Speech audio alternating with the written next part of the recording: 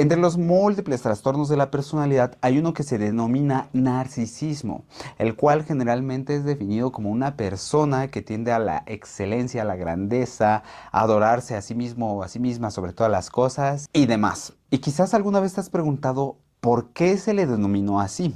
Y para responder esto tendremos que recurrir a la mitología grecolatina, específicamente a Ovidio, quien en el libro 3 nos va a contar la historia de un tal Narciso. La traducción que estamos siguiendo para el video de hoy es de José Carlos Fernández y de Josefa Cantó. Así que sin más, espero que lo disfrutes. Cuenta la historia que Narciso era hijo de una ninfa llamada Liríope. Y sí, desde aquí ya vemos un guiño guiño porque Liríope también hace referencia a los lirios.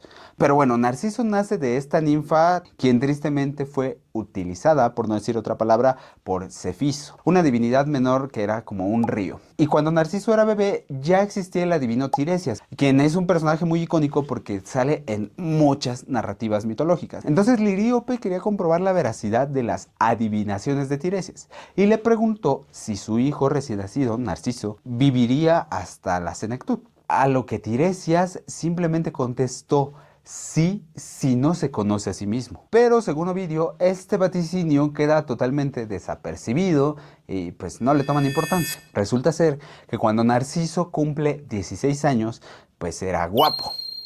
Y no solo atraía a las mujeres, sino que también muchos varones querían estar con él. Pero pues era Narciso, él dijo, pues yo no voy a estar con cualquiera. Así que empezó a rechazar tanto a varones como a mujeres por doquier, en donde iba las ninfas, las doncellas, sus amigos, a todos los rechazaba y todos estaban enamorados y enamoradas de Narciso, porque era muy hermoso. Se cuenta que un día Narciso estaba cazando y se alejó de sus amigos, pero en ese momento fue sorprendido por Eco. Y antes de seguir la historia de Narciso tenemos que meter un poco de contexto sobre quién era esta ninfa. Resulta ser que antes de que fuera la mera voz, Eco era de carne y hueso y que era una ninfa sumamente parlanchina que le encantaba platicar y por ende entretener a la gente. Esto, como es de esperarse, lo utilizó para distraer a la diosa Juno cuando Júpiter estaba haciendo de las suyas con sus amigas ninfas. Y como es de esperarse, la diosa Juno se dio cuenta que Eco muchas veces solo la estaba distrayendo, así que la condenó y la castigó diciéndole que solo iba a poder repetir las últimas palabras de su interlocutor. O sea, para alguien que le encanta hablar, esto es el peor de los castigos. Ahora sí, volvamos a la historia de Narciso. Bueno, entonces Narciso estaba cazando, se alejó de su grupo y se encontró con Eco. Bueno, Eco estaba escondida. Y obviamente, como todas las personas que veían a Narciso, pues se enamoró de él. Pero Narciso pues era muy soberbio y no solo le bastaba con que no se enamoraran de él, sino que además les prohibía tocarlo. O sea, este ya es un grado altísimo de soberbia. Y entonces, mientras Eco estaba escondida, Narciso dijo, ¿hay alguien ahí? A lo que Eco respondió, ahí. Esto llamó la atención de Narciso, que era pues, un jovencito. Así que Narciso se posa en ese lugar y Eco llega y lo abraza. Por lo que Narciso colapsa y dice que prefiero estar muerto antes de que me toques, maldita bruja. Bueno, literalmente dijo, quítame las manos del cuello, prefiero morir a que goces de mí.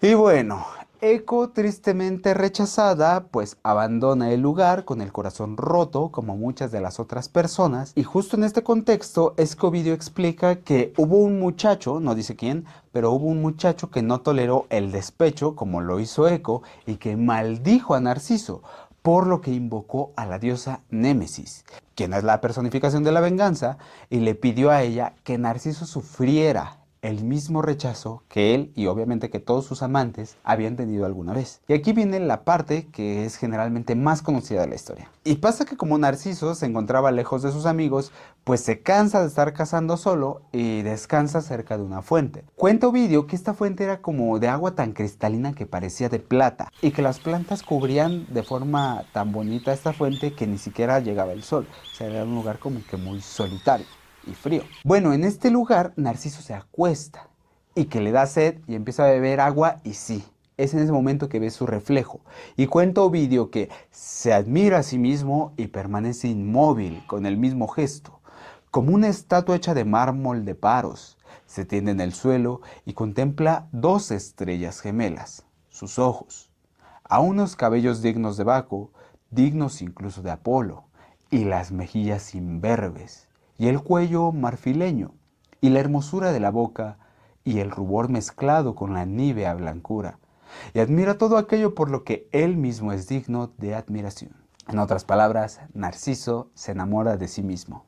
Y recostado al lado de esa fuente, Narciso no se va ni aunque tiene hambre, ni aunque tiene frío, ni aunque tiene sueño. Es ahí que empieza a sufrir ese rechazo que todos sintieron, pero esta vez el rechazo es propiciado por él mismo. Es entonces que se cuestiona por qué alguien lo rechazaría a él si él es perfecto técnicamente. Y poco a poco, platicando consigo mismo, se da cuenta que se trata de su propio reflejo. A lo que dice, ese soy yo.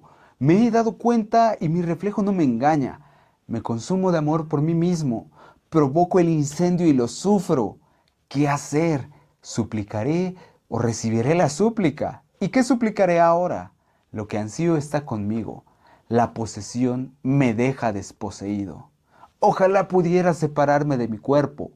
Deseo inusitado en un amante. Quisiera que lo que amo estuviera ausente. Y además de los dotes poéticos que Ovidio nos deja ver aquí, podemos notar también el auténtico rechazo. Quien ha sentido rechazo sabe a lo que me refiero. Y bueno, Narciso cae en una locura de amor, literalmente, porque justo cuando decide pararse e irse y seguir con su vida, su misma mente o su mismo reflejo le dice, vuelve, yo te amo, no me dejes aquí, no te vayas, ¿no?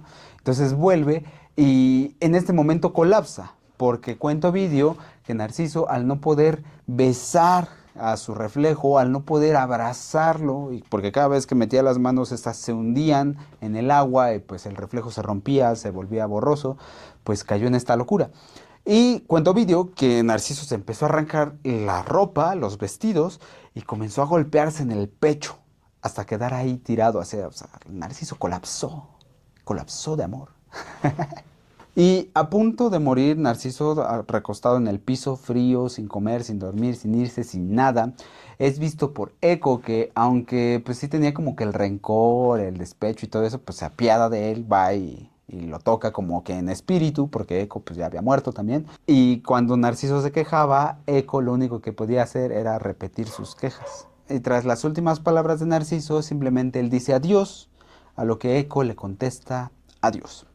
Se cuenta que después de eso Narciso, aún en el Tártaro mismo, veía su reflejo en el río Estigia de una manera muy, ya sea de una manera bonita, romántica o incluso irónica, porque pues Narciso ni en la muerte dejó de estar enamorado de sí mismo.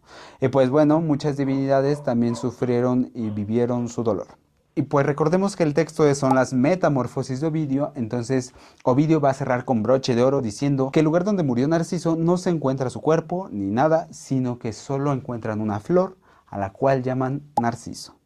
Pues hasta aquí el mito del día de hoy. Recuerden que nosotros damos cursos de mitología, de latín y de etimologías. Si quieren tomar alguno, escríbanos ya sea a este correo o a este número de WhatsApp. Y también si quieren estar más al tanto del material que subimos, de los bloopers, de muchas cosas muy curiosas, síganos en nuestro Instagram, que es donde subimos más cosas, más historias y estamos un poquito más cercanos. No olviden también que estamos en TikTok, en Facebook y en todas las redes. Y pues nada, recuerda que lo más interesante de esto siempre es leer tus comentarios, saber qué opinas. Si te gusta este contenido, no dejes de apoyarlo dándole un like y compárteselo a quien crees que le puede interesar. Nos vemos hasta la próxima y no olvides, di sí al clasicismo y no al clasismo.